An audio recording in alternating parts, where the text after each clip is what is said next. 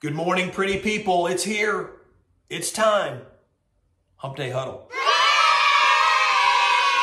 It is obviously a casual Wednesday. Owen and I have just been on a walk. He is so pumped to dive right in that he said, you don't need to take a shower. Let's just get after it.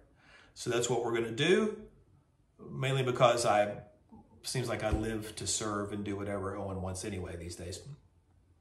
Your movie quote this week is going to be difficult for some of you, I think. It's kind of a cult movie, I would call it.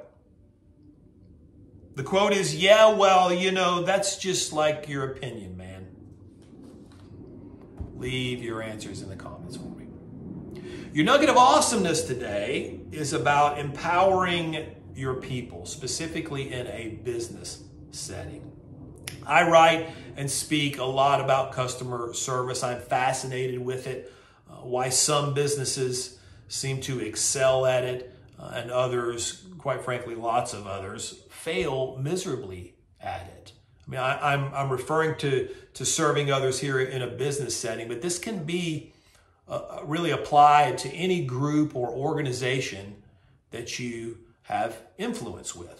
My example story is being at a smoothie store a while back, and there's two lines, and it's several deep in each, and we've come to a screeching halt. There's issues at both registers.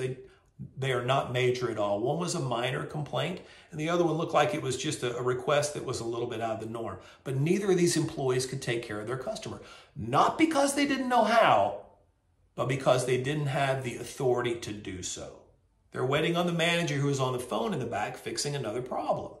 So we have to wait for the manager to come fix this issue here, and go to the other register and fix that one. And we're all thinking, you know, what are these smoothie crises that are so, major that the manager has to get involved? We're all rolling our eyes thinking about how unnecessary it was. I don't think that employees ought to be able to freewheel it all the time, but often they are handcuffed from being able to make simple decisions just because they have not been empowered to do so. Now, does that mean there are situations that management needs to attend to? Of course.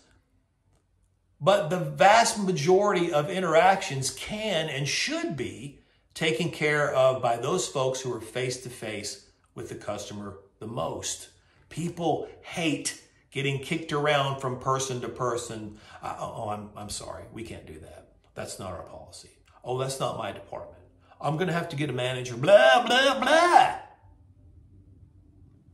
Empowering your people will give them more pride in their work, all right? More buy-in with the company's goals.